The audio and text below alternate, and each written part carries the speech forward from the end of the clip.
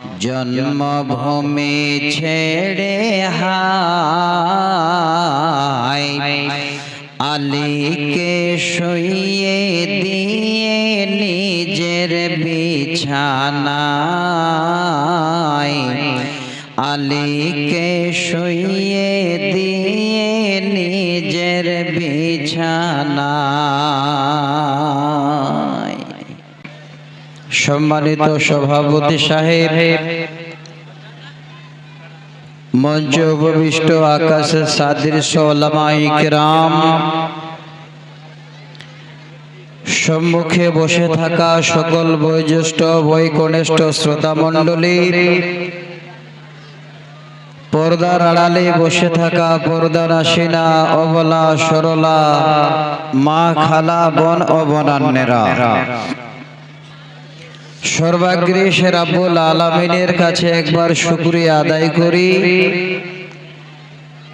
যিনি আল্লাহ আমাদের হায়াতে রেখে প্রতি বছরের ন্যায় আবারও এই বছরের এই দিন ধার্য করে দিবাগত রাতে আল্লাহর কোরআন এবং সহিহ সুন্নাহ শোনার জন্য আল্লাহ আমাদের এখানে উপস্থিত করেছেন। সেই আল্লাহর একবার আমরা গুণকীর্তন করি, সকলে মিলে একবার পড়ি আলহামদুলিল্লাহ। আমাদের ধর্মের নেতা, নবী কুলের শিরোমণি মা আমিনার দুলাল নবী মুহাম্মদ রাসূলুল্লাহ সাল্লাল্লাহু আলাইহি ওয়াসাল্লামের উপর শত কোটি শান্তি ধারা বর্ষিত হোক, আল্লাহুম্মা আমিন। আল্লাহুম্মা সাল্লি আলাইহি, আল্লাহুম্মা বারিক আলাইহি। ব্রাদার ইসলাম, প্রতি বছরের নিয়ে আবারও আজকে একটা পুরানা কথা শোনাচ্ছি। এই বছর দিয়ে আমার খাতাতে বা আমার ডায়েরিতে প্রায় মোটামুটি 18 বছর রানিং আপনাদের এই মালুপাড়ায়, এই কি আপনার এই দামাইপুরে হাজী সাহেব আপনাদের যিনি সেক্রেটারি, মাঝে মধ্যে লোকটা স্মরণ করেন। আল্লাহ ওনার হায়াত দারাজ করুক, আল্লাহ ওনার স্বাস্থ্য সেহাতকে যেন ভালো রাখেন, পড়ি আল্লাহুম্মা আমিন। জানি না আমার যে কি মায়া মহাব্বত হয়ে গেছে আপনাদের দামাইপুরের প্রতি, আর হাজী সাহেবও যে কত ভালোবেসে ফেলেছেন আমাকে। জালসার ডেট হলেই আগে আমাকে ফোন করে বলছে, মাওলানা খালি আছে কিনা আপনি লিখেন। আমিও ছাড়তে পারি না, কিছু না, একটা মহাব্বত শুধু। তো ভাই আমার, আমি আপনাদের কাছে খুব মূল্যবান টাইম বা এই সময়টা প্রতিবারে পাই, আর এই সময়টা আপনাদের কাছে সত্যিতে খুব দামি। এই সময় অনেক কিছু নেবার কথা, আমরা যদি একটু চিন্তা ভাবনা করি, ঠিক মতো আলোচনা হয় তো আমরা নিতে পারি। আমি আপনাদের কাছে খুব লম্বা করছি না, তাড়াতাড়ি করে একের পর এক বক্তার ফেরেশ লম্বা আছে। আমার টাইম মাত্র 1.5 ঘন্টা। 1.5 ঘন্টাটা খুব বেশি টাইম নয়। দেখবেন একটু পরেই আপনাদের যখন হিড়িক শুরু হয়ে যাবে আর বক্তব্য রাখার টাইমে পাওয়া যাবে না। তো খুব তাড়াতাড়ি করে আমি আপনাদের সামনে একটা বিষয় বা একটা টপিককে নিয়ে আলোচনা করব। তার জন্য আল্লাহর কোরআন, সূরাটার নাম হলো সূরা আনফাল, আয়াত নাম্বার 2। একটি আয়াত আমি পরিপূর্ণ পড়লাম। দ্বিতীয় একটি আয়াত সূরা আল বাকারা থেকে। এই যে ডেলি বছরে আপনারা কিছু না কিছু দিয়ে আপনাদের ব্যাংকে জমা রাখছেন, আল্লাহর খাতায় জমা করছেন, এর বিনিময়ে যে আল্লাহ দেবেন, তার জন্য সূরা বাকারার 274 নম্বর একটি আয়াত আমি আবারও পড়লাম। আর একটাই হাদিস পড়েছি সহিহ সনদে, মুসনাদ আহমদে হাদিসটা এসেছে এবং আবু দাউদের হাওয়ালা দিয়েছেন। হাদিস নাম্বার 3335। এই হাদিসের মাধ্যম দিয়ে আপনাদের আজকে এই দুনিয়াতে আচ্ছা দোয়া করছি বোন, যাও। দুই বোন মা হারা, মার জন্য আজকে দুইটা কোরআন মজিদ দুই বোন এসে দিয়ে গেছে। আল্লাহ তুমি দান কবুল করো। আল্লাহ আজকে এতিম সন্তান মা হারা, সেই মার কথা মনে পড়েছে মাবুদ। এই মাদ্রাসায় দুটা কোরআন মজিদ দান করেছেন সাদকায়ে জারিয়া হিসাবে। এর বদলে আল্লাহ তুমি তাদের মাকে আল্লাহ কবরকে প্রশস্ত করে দাও। আল্লাহ তার মার কবরকে আল্লাহ জান্নাতি বিছানা বিছিয়ে দাও। আল্লাহ পরকালে মেয়েদের সঙ্গে পরিচয় দিয়ে তোমার জান্নাতুল ফেরদাউসে জায়গা দিও। একটু খালি ঠোঁট দুটো হিলিয়ে পড়েন আল্লাহুম্মা আমিন। এবার যে হাদিসটা আমি পড়েছি, এই হাদিসটার অর্থ আপনাদের যখন আমি বলবো, এই দুনিয়াতে আল্লাহ পাক রব্বুল আলামিন তার ব্যবস্থা আমাদের করেন। তিনি নিজেই নিজ হাতে আমাদের এই ব্যবস্থা নেন। আমরা কেউ যেন কোনোদিন দুঃখে কষ্টে না থাকি, সেই সমস্ত রকমের কষ্টকে আল্লাহ দূর করেন। তিনি হলেন সব থেকে বড় ডাক্তার। এই জন্য এই হাদিসটাকে আমি আপনাদের সামনে পড়ে রাখলাম। এবার আসেন এই সময়টাকে আপনাদের সামনে একটু কাজে লাগাই। সব থেকে মুমিনের অন্যতম একটি বৈশিষ্ট্য আমি আপনাদের সামনে বলে দিই। দেখেন, মুমিন আর ঈমানদার এই দুটোর মধ্যে পার্থক্য আছে। মুমিন সবাই হতে পারে না। তাহলে আজকে এই মুমিন আমরা এখানে বসে আছি, আল্লাহ পাক রব্বুল আলামিনের আইন কানুন মেনে আমরা জীবন যাপন করি। আল্লাহ পাক রব্বুল আলামিনের কথা শুনে আমরা আমাদের জীবনটাকে আল্লাহ পাক রব্বুল আলামিনের কাছে সঁপে দিই। এই রকমের যাদের কিছু গুণাবলী আছে তাদেরকে বলা হয় মুমিন। যেমন আপনি কারোর সঙ্গে কথা বলছেন, মন কিন্তু আপনার গলছে না।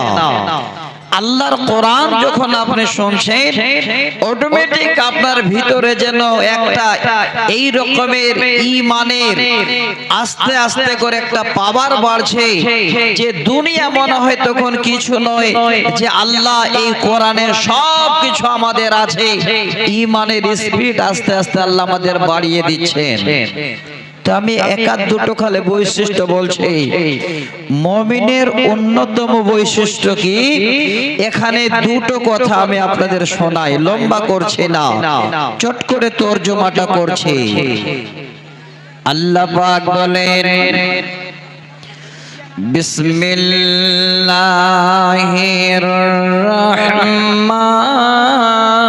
রহমানির রহিম।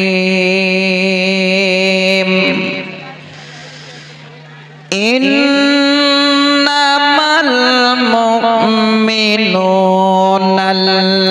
মুমিনুনাল্লাযীনা ইযা যুকিরাল্লাহু ওয়াজিলাত কুলুবুহুম। মুমিন তারাই যখন তাদের কাছে কোরআনের কিছু স্মরণ করা হয়, কোরআনের কিছু আলোচনা করা হয়, সেই সময় তাদের হৃদয়ে তাদের অন্তর যেন ভয়ভীত হয়ে যায়। وَإِذَا تُلِيَتْ عَلَيْهِمْ آيَاتُهُ زَادَتْهُمْ ঈমানা। এবং তাদের সামনে যখন কোন কোরআন তেলাওয়াত করা হয়, কোরআন পড়া হয়, আল্লাহর বাণী যখন তাদের সামনে পড়ানো হয়, ওই সময় তাদের ঈমান যেন বেড়ে যায়, তাদের ঈমানের স্পিড যেন আপার লেভেলে উঠে যায়। ওয়া আলা রাব্বিহিম ইয়াতাওয়াক্কালুন। আর যারা আল্লাহর উপরে নির্ভরশীল, যারা আল্লাহর উপরে সবকিছু নির্ভর করে।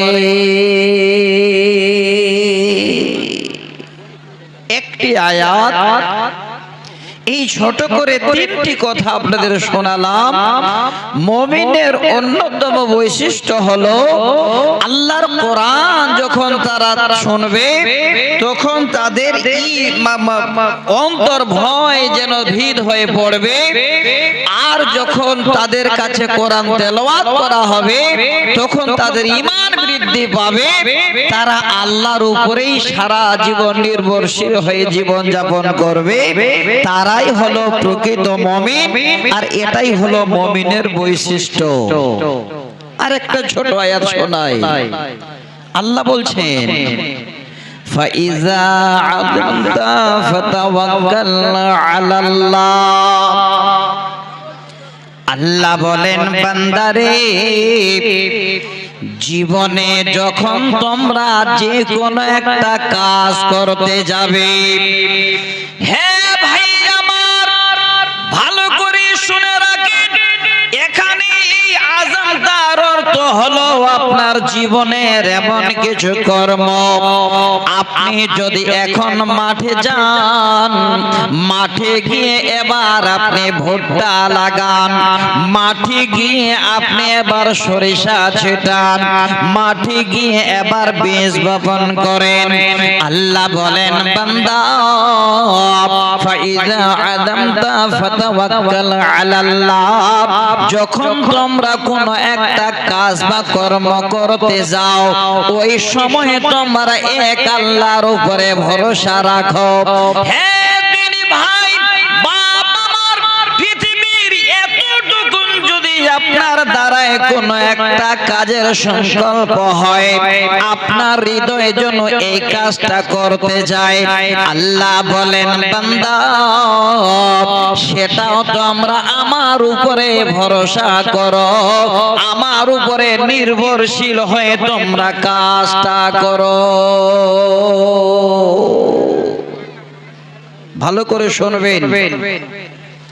আমি আজকে আপনাদের এই বিষয়ের মধ্যে নতুন যে আয়াতগুলো কোনোদিন পড়েনি, একটা একটা করে ছোট ছোট পয়েন্ট তুলে দিচ্ছি।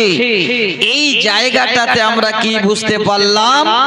জীবনে যা কাজের আপনি সংকল্প করবেন যে আল্লাহ এই কাজটা করব, সকালবেলা একটা টোটো নিয়ে শামসিতে বের হবেন, টোটোতে যখনই বসবেন হাত দেবেন, এটাই যেন আপনার থাকে আল্লাহ আজকে এই কাজটা স্মরণ করছি, আল্লাহ তোমার উপর বিশ্বাস রেখে, আল্লাহ যেন তোমার উপর আমার অটল বিশ্বাস আছে, এই রেখে এবার টোটোতে বসে গেলে আল্লাহ বলছেন বান্দা, এই যদি বৈশিষ্ট্য আমি তোমার পাই, জীবনে কোনোদিন বান্দা তোমার হাত আমি খালি হাত ফেরত দেব না। একটা হাদিস শোনাচ্ছি, তিরমিজি শরীফের হাদিস আপনাদের এখানে পড়া হয়, 5069 নম্বর হাদিস। এই হাদিসের রাবি হযরত উমর ইবনুল খাত্তাব। একবার দেখেন গো, মেয়ে 1 মাস আগে মারা গেছে, কালকে 1 মাস হবে, বাবা যেন ধৈর্য ধরতে পারছে না। সেই মেয়ের জন্য, সেই মেয়ের জন্য 500 টাকা আর একটা কেথা দান করেছেন, ছোট্ট একটা বাচ্চাও রেখে মেয়েটা মারা গেছে। আল্লাহ তুমি মেয়েটাকে জান্নাতুল ফেরদাউস দিও, পড়ি আল্লাহুম্মা আমিন। আচ্ছা ভাই, একটা কাগজ এসেছে, উনি লিখেছেন কোন সাধনে পাইব তোমায়। এখানে কেউ দাঁড়ান না কেন গো? ওই যে মহিলারা চলে আসে যে সামনে। আল্লাহু আকবার। দেখেন কালামার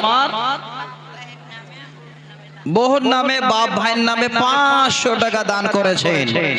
আমার মায়েরা একটাও থাকবে না, সবাই দান দেবে। দেখেন আমি তো খালি শুরু করছি, তাহলে আল্লাহ কি বলছেন? যখন তোমরা কোন একটা কাজের সংকল্প করবে, ওটাও আমাকে করতে বলছেন। আচ্ছা ভাই, প্রতি বছরে দেখি এই জায়গাটাতে আপনারা ভিড় করেন, আর আমার মনে হয় প্রতি বছরে যারা করেন তারাই আছেন, নতুন মানুষ করবে না এখানে ভিড়। আচ্ছা, এখানে কমিটির লোক আপনারা যারা আছেন, আল্লাহু আকবার। আর একটা বোন আমার দেখে 200 টাকা নিয়ে এসেছে। আচ্ছা ওইদিকে কাউকে রাখেন, না হলে জালসা করতে দিবে না। এই জায়গাটা ছাড়ো ভাই, একটু ছাড়ো তো। আপনার রাস্তাটা ফাঁকা করেন, ফাঁকা করেন, অনুরোধ করছি, জোড়হাত করছি ভাই, একটু বলার সুযোগটা দেন আমাকে। আমার মায়েরা সবাই আসছেন, যদিও তো এইদিকে সামনে কেন পাঠাচ্ছেন? এইদিকে এসে দিক না কেন পর্দার আড়ালে, এটাই ভালো হবে। সামনে আসছে তো আপনাদের লজ্জা হচ্ছে না যে আমার বোন, আমার খালা, আমার মা এখানে আসছে? এই সাইডটা খালি করেন, দেখেন কত ভালো হয়ে গেল। এবার আলোচনাটায় আসছি। দেখেন, যদি কোনো কাজ আপনি সংকল্প করতে যান বা কাজটা করতে যান, আল্লাহ পাক রাব্বুল আলামিনের উপরে যদি আপনি নির্ভরশীল হয়ে কাজটা করেন, তো আল্লাহ আপনাকে সম্পূর্ণটাই তিনার তরফ থেকে কাজটা সাকসেস করে দেবে। হাদিসটা শুনেন, হযরতে উমর ইবনুল খাত্তাব রাদিয়াল্লাহু তাআলা আনহু তিনি হাদিসটা বর্ণনা দিচ্ছেন, সহিহ হাদিস। নবীজি বলেন, লাউ আন্নাকুম কুনতুম তাওয়াক্কালুনা আলাল্লাহি,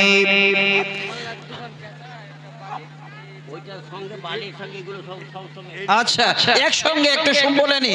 এই যে দেখেন একটা বোন আমার এখানে কাঁদো কাঁদো ভাব, হাত থেকে দুটো বালা, গলা থেকে একটা চেন, আবার এখানে একটা পাখা, একটা কেথা, একটা বিছানা।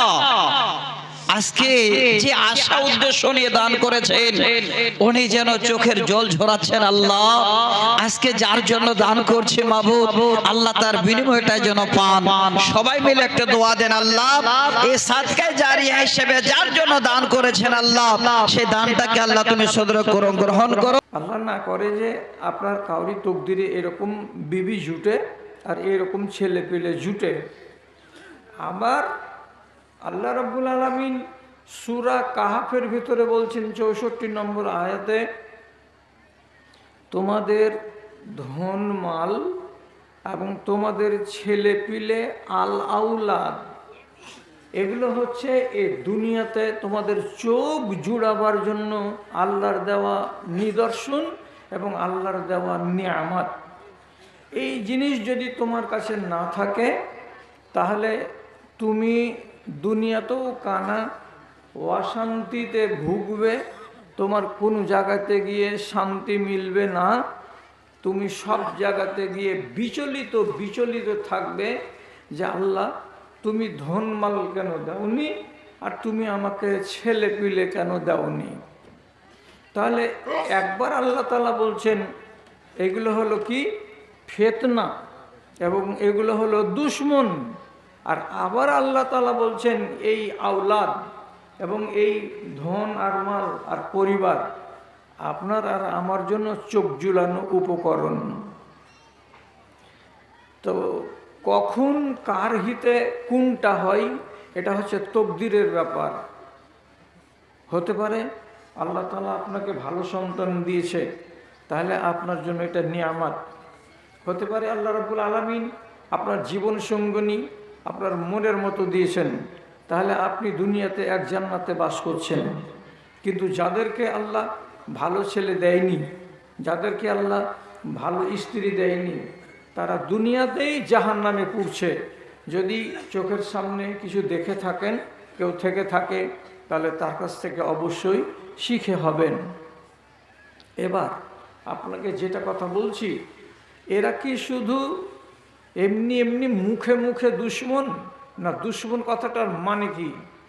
এটা হচ্ছে আল্লাহ রাব্বুল আলামিনের আয়াতের সহি ব্যাখ্যা যে এরা আপনার ঈমানের দুশমন, আপনার জানের দুশমন নয়। আপনার মূল্যবান জিনিস যেটা ঈমান, সেই ঈমানকে নিয়ে খেলা করবে বিবি, আর সেই ঈমানকে নিয়ে খেলা করবে আল আওলাদ। কাজে ঈমান পড়ে যাবে চ্যালেঞ্জের মুখে। আপনি আল আওলাদকে দেখবেন না নিজের ঈমানটাকে বাঁচাবেন, কোনটা করবেন? আপনি মুসিবতে পড়ে যাবেন। আপনি বুঝতে পারলেন না কথাটা। যদি বুঝতে না পারেন তাহলে আপনাকে খুলে বলছি যে যদি স্ত্রী নাফরমান হয় তাহলে ওকে তালাক দেওয়া যাবে। আমি বলি না যে সব গোটা গাঁলা মিলে তালাক দাও। স্ত্রী যদি বেয়াদব হয়, আপনার কথা মতো না চলে, 100 বার করে বলছি যে তাকে তালাক দেওয়া যাবে। আপনি বলবেন কোথায় পেলাম? রাসূলুল্লাহ তার নিজের স্ত্রীকে একদিন রাত্রিবেলায়, বিবির নাম হল হাফসা, কানে কানে বিছানে শুয়ে বালিশে মাথা দিয়ে বলছেন, জানো একটা কথা, আমার মরে যাওয়ার পরে সারা ইসলামী রাষ্ট্রের মালিক হবে আয়েশার বাপ। আয়েশাটা হচ্ছে হাফসার সতীন, বুঝতে পারছেন তো? আয়েশাটা হাফসার সতীন। আয়েশার বাপ আবু বকর হবে খলিফা। কথাটা খবরদার হাফসা যেন দুনিয়ার কোনো মানুষ জানতে না পারে। জানবে তো আমার মরার পরে, আমার মরার আগে এ খবর কেউ যেন কানে শুনতে না পায়। বিবির সামনে রাসূলুল্লাহ বললেন, তো স্বামীর আদেশটা কত অকাট্যভাবে পালন করতে হয় এটা শিখুন এইবার। তো মেয়ে ছেলের পেটে খুব গুরুত্বপূর্ণ কথা, আমানতের কথা গুড় গুড় গুড় গুড় করে যতক্ষণ ও মুখ দিয়ে বের না করবে ততক্ষণ পর্যন্ত ওর জানে শান্তি মিলবে না। দুদিন বাদ হযরতে আয়েশার সাথে দেখা হলো হাফসার। তখন বলছে, আয়েশা শুনো। আয়েশা এগিয়ে এলেন, মজা করে বলছে যে তোর জন্য একটা খুব ভালো খবর আছে। কি খবর বল? দুজনে একটুখানি নাখারা টাখারা করে শেষের বেলায় বলছে যে আল্লাহ পাকের রসুলের ইন্তেকালের পর তোমার বাবা আবু বকর সিদ্দিক খালিফাতুল মুসলিমিন, সারা জাহানের খালিফা হবে। হযরত আয়েশা শুনে আনন্দে আটখানা। ওরে সুবহানাল্লাহ, আমার বাপ প্রধানমন্ত্রী, আমার বাপ রাষ্ট্রপতি, আমার বাপ সারা ইসলামী জাহানের তিনি হয়ে যাবেন কর্ণধার রাসূলুল্লাহর ইন্তেকালের পরে। খুশিতে যেন আর নিজেকে সম্বরণ করতে পারছেন না, এত আনন্দ হয়েছে।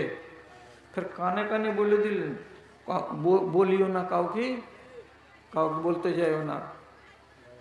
3 দিন হয়নি হযরতে আয়েশার বাড়িতে রাসূলুল্লাহর পালা পড়ল। রাতের বেলায় যখন রাসূলুল্লাহ শুয়েছেন আয়েশার পাশে বিছানায়, তখন আবেগের বশে হযরতে আয়েশা নবীজিকে বলছেন, কথাটা কেমন করে বলছেন, আল্লাহ রসুল, আমার বাপ তো খুব সোজা মানুষ, তো এত বড় ইসলামের রাষ্ট্রটাকে কি আমার বাপ চালাইতে পারবে? একটু কোরআনের আয়াত পড়লি তো খালি কান্না করে, চোখ দিয়ে পানি ঝরাই। 4টা দিন সহ্য হলো না, রাতের বেলায় নবীজিকে কানে কানে বলছেন, আমার বাপ সোজা পাগলা মানুষ, এত বড় ইসলামী রাষ্ট্রকে কেমন করে সামলাবে? রাসূলুল্লাহ বলছেন, তোমার বাপ সামলাবে কি সামলাবে না আমি কি জানি? আর তোমার বাপ আমার পরে রাষ্ট্রপতি হবে কি হবে না আমি কি জানি? তখন আয়েশা বলছেন, আপনি যে বলেছেন কথাটা যে আমার বাপ আপনার ইন্তেকালের পরে ইসলামী রাষ্ট্রের কর্ণধার হবে, তখন নবীজি বলছেন, তোমাকে বলেছি? তুমি শুনেছো আমার মুখ থেকে? বলছি কাউরই মুখ থেকে আমি শুনেছি, কাউকে তো আপনি বলেছেন? তখন রাসূলুল্লাহ একটুখানি সন্দেহের মধ্যে পড়ে গিয়ে বলছেন, কে বললো তোমাকে? তখন হযরত আয়েশা বলছেন, আমাকে হাফসা বলেছে। ওই যে হাফসা বলেছে? হাফসা বলেছে? বলে হ্যাঁ হাফসা বলেছে। এইবার কি করলেন রাসূলুল্লাহ? তোমাকে নিষেধ করেছি কারোর সামনে এই কথাটা খুলবে না, আমি তোমার স্বামী, আর আমার কথাকে তুমি অমান্য করে আমি 8 দিনও হলো না আর একজন লোককে গিয়ে তুমি বলে দিলে, তো তাহলে তো আমার কথার তোমার কাছে কোনো মূল্য নেই। বাড়ি এলেন হাফসা, দেড়ির কাছে এসে আওয়াজ দিলেন, হাফসা জি কি হয়েছে, আসেন। বলছে কি হয়েছে নয় হবে, আগে এসো। যেমনি আগে আসলেন একবারে স্পষ্ট করে রসুল্লাহ বলছেন, আনতে তালে কুনিয়া হাফসা, তো এ আমার স্ত্রী হাফসা, তোমাকে 1 তালাক দিলাম, আজ থেকে তুমি তালাক প্রাপ্ত হয়ে গেলে। তালাকের মানে হলো স্বামীর সঙ্গে বিবির আর সম্পর্ক থাকে না, ছিন্ন হয়ে যায়। রসুল্লাহ তালাক কষে দিলেন, দেওয়ার পরে বাড়ি চলে এলেন। হযরতে হাফসা কান্না শুরু করে দিলেন, ইয়া আল্লাহ কোন কথা হলো, তালাক দিয়ে দেওয়াতে ক্ষতি কত বড় হলো।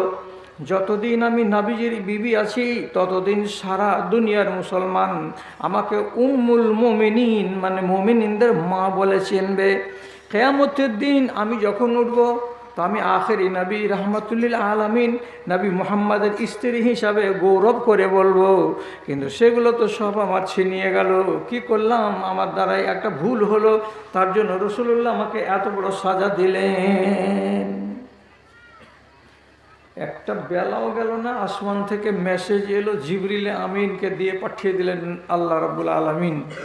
হাদিসটা কি বলছে, রাজে হাফসাতা, হে নবী আপনি হাফসাকে ফিরিয়ে নেন। ফাইন্নাহা সাওয়ামাতুন ওয়া কাওয়ামাতুন, এই জন্য যে হাফসার মতো মেয়েটি অত্যন্ত রোজাদার মেয়ে ছেলে, এবং হাফসার মতো মেয়ে ছেলেটি অত্যন্ত রাত গুজারি করে ইবাদত করা মেয়ে ছেলে। এমন নেককার বেটি ছেলে কম পাওয়া যায়। তার দ্বারাই ভুল একটা হয়ে গেছে, তার জন্য তাকে সংসার থেকে বাদ দেওয়া যাবে না, আপনি তাকে ফিরিয়ে নেন। আল্লাহ তাআলা হুকুম করলেন। একদিন পরেই আবার হাফসার বাড়ি গিয়ে রসুল তাকে ডাকলেন। ডাকার পরে বলছেন, চোখটা তোমার লাল কেন, মুখখানা ভারী কেন, মুখটাকে হালকা করো, 25 গ্রাম মুচকি মেরে হাসো আর আমার দিকে তাকাও, আমি খবর ভালোই এনেছি। তখনই হযরতে হাফসা মুখটাকে মুছলেন, রাসূলুল্লাহর সামনে স্বাভাবিকভাবে দাঁড়ালেন। তারপরে নবীজি বলছেন, কালকে তোমাকে তালাক দিয়েছিলাম আর আজকে আমি তোমাকে আবার ফেরত করে নিলাম। তালাক দিতে গেলে 90 দিনের আগে আগে স্বামী যদি স্ত্রীকে ফিরিয়ে নেয়, আপনি ফিরে যাবে, তার বিবি হয়ে যাবে। তখন রসুলুল্লাহর কাছে হাফসা আবার বিবি হয়ে গেলেন।